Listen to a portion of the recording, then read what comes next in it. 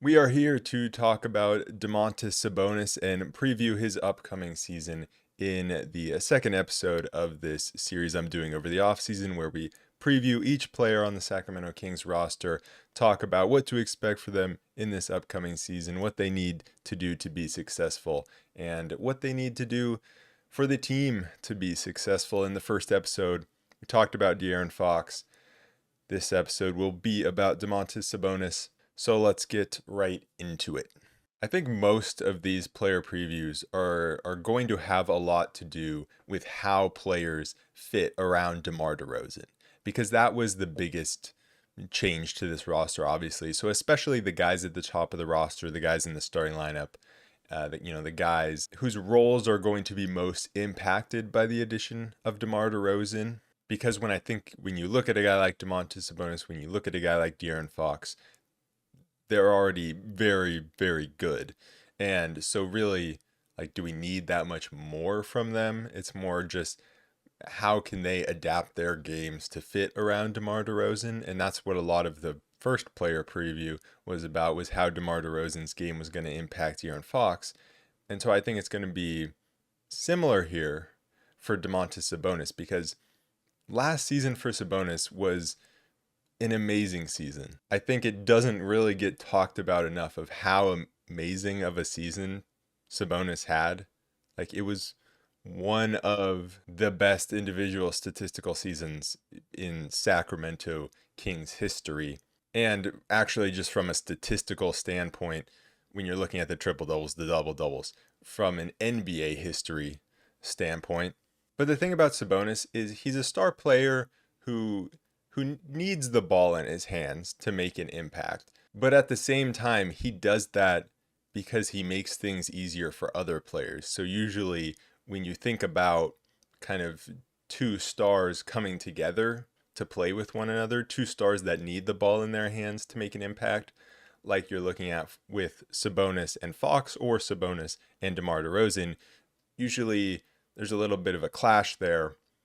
But with Sabonis, that's not really the case with these other players, because the impact that he's having with the ball in his hands is to get other players the ball into their hands in the most advantageous spots possible.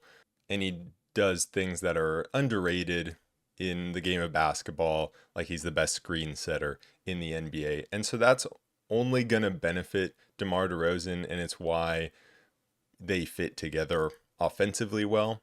I'll get to that more when I do a player preview for DeMar DeRozan, but DeRozan is one of the best pick and roll players in the NBA. He was last season, and so that's going to be a great fit alongside Sabonis. So Sabonis doesn't really need to change his game all that much. I don't expect Domantas Sabonis to get any better next season. I don't think we should really expect him to make any significant growth in any area.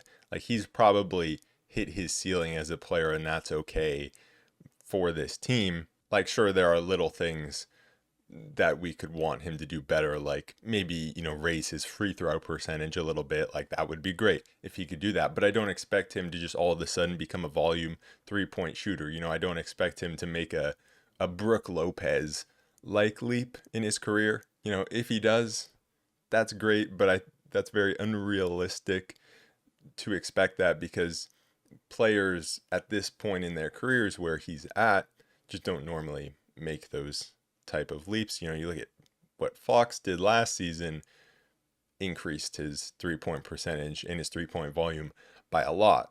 And yes, he's a little younger than Sabonis, where he's at in his career, but still, even something like that doesn't happen too often.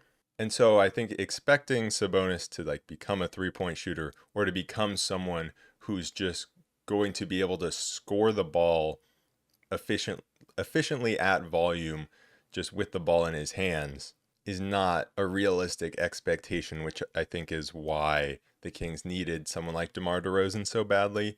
Because when you look at what Sabonis did when he was without another top level scorer. So when Fox was out last season, his numbers pretty much didn't change at all.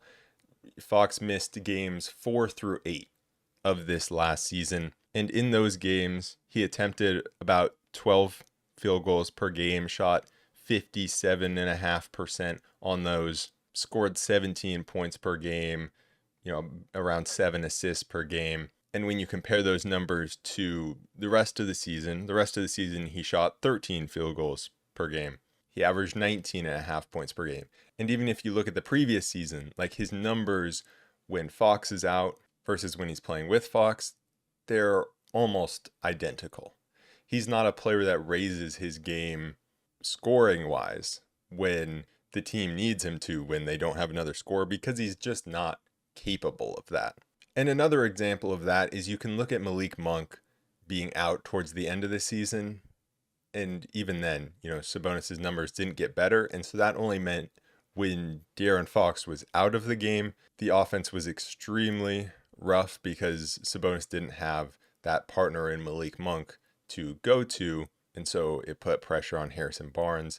And so pretty much only in the games where either Harrison Barnes had good offensive games or Keegan Murray had good offensive games, those were the only times when the Kings were actually productive offensively, when De'Aaron Fox was off of the court. Sabonis is a play finisher. Well, he's actually a play starter and a play finisher. He just doesn't really do the middle part. The middle part he leaves to other players like DeMar DeRozan. And so I think he's going to absolutely thrive in the pick and roll with DeMar DeRozan. You talk about the spacing. It's like DeRozan's not really a three-point shooter. Sabonis isn't really a three-point shooter. But that doesn't really matter when they're in that pick and roll game together. And Sabonis, is either handing off or just screening for DeRozan. DeRozan's getting into that mid-range that obviously defenders really have to respect. And you have Sabonis crashing towards the glass, either to pick up that offensive rebound if DeRozan takes that mid-ranger, or if the defense shifts too much of their focus onto DeRozan. DeRozan's a very good passer, one of the more underrated parts of his game, and he can find Sabonis on the roll. That's where Sabonis thrives. And we saw it last season with an elite pick and roll player in Malik Monk. Malik Monk developing into that elite pick and roll player is such a welcome development because it fits so perfectly with Sabonis. And so adding another player that can find Sabonis in those pick and roll scenarios is going to be really helpful, because when you look at who assisted Sabonis the most last season, Malik Monk obviously leading the way with 110 assists to Sabonis. And then Fox at 77. You have Kevin Huerter at 64. Keegan Murray at 42. Harrison Barnes at 32. And so I think a few interesting things to take from those notes are, one, Fox only being at 77 despite playing a lot more than Malik Monk in general, but Malik still being at 110. And so that shows the difference in their playmaking level and what they're trying to do when they're in either that dribble handoff game or just the pick and roll with Sabonis. Fox looking to score much more, and he isn't quite the same level of passer that Monk is. And then you look at a guy like Harrison Barnes at 32 or Kevin Huerter at 64. I think, especially obviously Harrison Barnes, like DeMar DeRozan is going to have the plays run for him that Barnes got run. Usually he's going to take those possessions, and obviously a little bit more or a lot more than what Barnes was doing. And he's going to elevate those assist numbers to Sabonis. I've already talked about it a bunch, but so many times last season when Harrison Barnes wasn't playing well offensively, and when the offense wasn't really flowing, it was go to Sabonis in the post. That doesn't really work well. And so I think Sabonis is able to, be one step further down the pecking order. And so I think that just frees him up to do the things that he does the best. He thrives off the hustle plays. 2K came out with some ratings, and you got Josh Hart at the 99 hustle rating, but then you got Sabonis right there at the 98. Luka also had a 98. So does it mean anything? Absolutely not. 2K's ratings are dumb. But still, he's one of the top energy and hustle players in the league. That's how he plays. That's why he led the league in rebounds. And so I think him being able to play off the ball a little bit more is going to allow him to get inside, maybe get more offensive rebounds or just get more opportunities to get points fed to him down low. Because obviously he makes his money in the restricted area. He had 425 made field goals in the restricted area last season, shot almost 70% on those. That is where he absolutely makes his money. I think when Fox and Monk either aren't scoring or they're off the court, and guys like Keegan Murray and Kevin Huerter and the shooters on their team aren't knocking down their three-point shots, last season it just kind of made Sabonis's playmaking ability not as impactful, almost useless in those moments, because if guys are hesitant to shoot off those handoffs or if guys aren't being aggressive getting downhill, it just made the Kings offense so centered around the perimeter, and you don't want Sabonis to be out on the perimeter. You want him getting down into the paint. But one thing that I am interested in seeing is when Sabonis isn't on the ball, when he isn't going to set that screen, where is he going to be located? Because like I said, he can be down, near the dunker spot, getting into the paint, but there are going to be those moments when he's on the perimeter and you have a guy like DeMar DeRozan trying to create something, and there might be more opportunities for Sabonis to take a few more open threes than he did last season. Like I said, I don't expect him to become a Brook Lopez three-point shooter, but he still did shoot a good percentage on threes last season, and so could there be opportunities for him to shoot more? I'm picturing him maybe being in the corner on some possessions, but he didn't really shoot corner threes last season. He made one corner three all of last season on 5 attempts, and I remember it. It was against the Pistons at home. I think it was at home. Yeah, he was at home, and the Kings went on a big run, and he ended the quarter, I think it was a buzzer-beating corner three, and then he turned around and dapped up somebody. Was it like Rasay or something? Like, I remember the one corner three he made all season. And so it's like, can he space the floor in moments in the corner when those opportunities present themselves? Can he knock down that corner three? Can he expand his game to do that? Because he can shoot the above the break threes. He showed that last season that he can shoot them pretty well.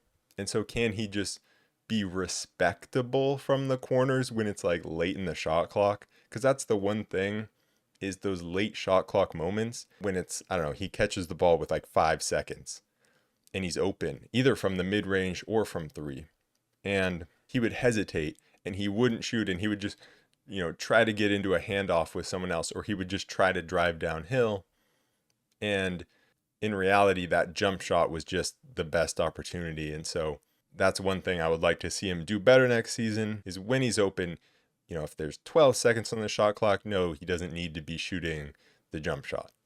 But when there's 5-6 seconds, when you're getting down to it and you're not going to be able to get into another action that quickly, will he be able to shoot those shots with confidence? Because even if he doesn't shoot the best percentage on them, with 5 seconds left on the shot clock, in most cases, you're just not going to be getting a high quality shot.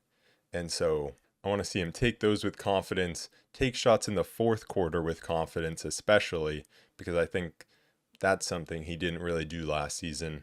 But overall, with the addition of DeMar DeRozan, I think Sabonis might be the guy that has to change his game the least, at least out of any of the top players on the Kings.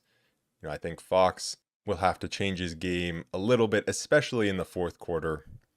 Malik Monk maybe less with the ball in his hands. Maybe Keegan Murray has a slightly lesser role on the ball. But I think if Sabonis comes in and just has the exact same season he has last season, that's all you can really ask for him.